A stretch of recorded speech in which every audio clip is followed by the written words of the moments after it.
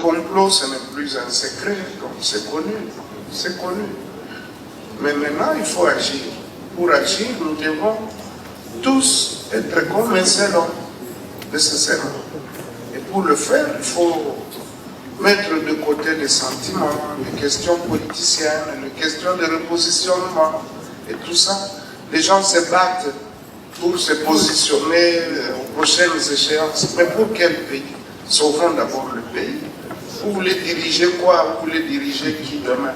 Si demain nous n'avons plus le pays, vous serez ministre, vous serez député, vous serez sénateur, vous serez président de quel pays? Donc je pense que là, il faut que vraiment il y ait une interpellation collective. Et que cette fois-ci, ce ne soit pas de l'hypocrisie où les gens parlent pour parler, tout simplement. Donc, cette interpellation, en tout cas, aujourd'hui, plus que hier, elle est à sa place. J'aimerais dire que le problème du Congo, le problème de la région, ou même le problème encore du Rwanda, n'est pas le M23, je suis désolé. Le M23 est un produit et la résultante de plusieurs autres problèmes qui n'ont pas été résolus depuis des décennies maintenant.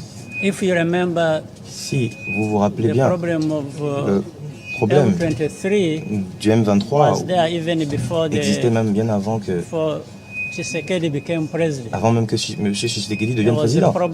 C'était un problème en 2012 même, ça remonte en 2012. Alors, and having to do with M23 and the people related to en ce qui concerne le M23, M23 et toutes les personnes liées au M23, donc Congolese, les Congolais, but who have Rwandese heritage. qui ont bénéficié donc de The l'héritage borders rwandais, that were drawn during colonial times les frontières qui ont été bâties cut durant our la countries période to coloniale pieces. ont A big part of affecté, Rwanda was left outside. on va dire diviser nos peuples. Il y a une partie donc du Rwanda qui a été donnée à l'est du Congo, le sud à l'Ouganda, etc. Nous avons une coopération qui existe déjà dans ces zones et qui ont, c'est-à-dire qu'il y a déjà des liens qui existent entre nos deux peuples. Il y a déjà beaucoup je pense qu'aujourd'hui la situation a évolué, déjà durant la période coloniale. C'est clair et évident que vous pouvez vous regarder même au niveau remonté dans l'histoire, vous allez vous en rendre compte. Donc ces problèmes me dépassent, vont au-delà de ma personne, vont au-delà de la personne du président Tshisekedi. Je pense même que toutes ces personnes qui étaient vivantes à cette période-là ne sont plus de ce monde. Donc je pense qu'aujourd'hui, ces peuples ont renié donc leur lien avec le Congo. Et quand je me rappelle donc la situation en 2012 où il y a eu des attaques, où il y a eu cette attaque armée, c'est là le début de l'histoire. Donc nous n'avons pas bien géré la question et aujourd'hui nous sommes en 2023, 11 ans après.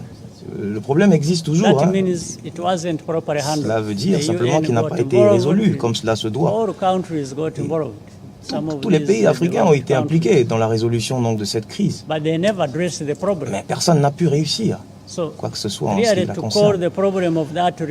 Alors, mentionner le problème, la difficulté du M23 dans cette région, ou encore, il faut pas, je pense que la question ici, c'est de fuir la question, mais c'est pouvoir essayer de trouver des solutions à cette crise. Mais pendant que nous sommes en train d'avoir cette discussion, toute la région africaine, tous les pays de la zone africaine, y compris l'Angola, nous avons deux de procédé. On avait un processus de Nairobi basé au Kenya et un autre processus déjà implémenté à Luanda et qui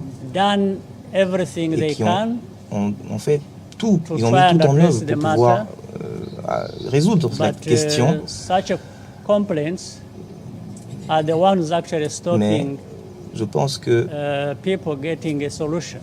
ils sont en train d'essayer de trouver une solution et le processus de Luanda ou le processus de Nairobi, les démarches qui ont été entreprises à Luanda et à Nairobi ont essayé donc de pouvoir trouver des solutions à la difficulté. Mais apparemment, les pays même concernés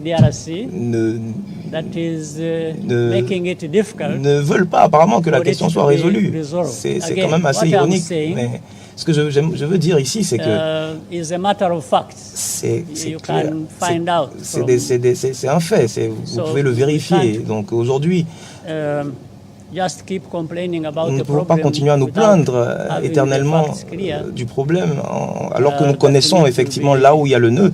Mais c'est un peu comme si on ne souhaite nous-mêmes pas résoudre cette question et on tourne autour du pot, malheureusement. J'espère qu'avec l'implication de tous les pays de la sous-région, cette question sera finalement résolue d'une manière définitive. C'est ce que j'espère, du moins. Quelle était votre deuxième question déjà? La Russie. Je pense que c'est pour cela même que j'avais oublié d'y répondre.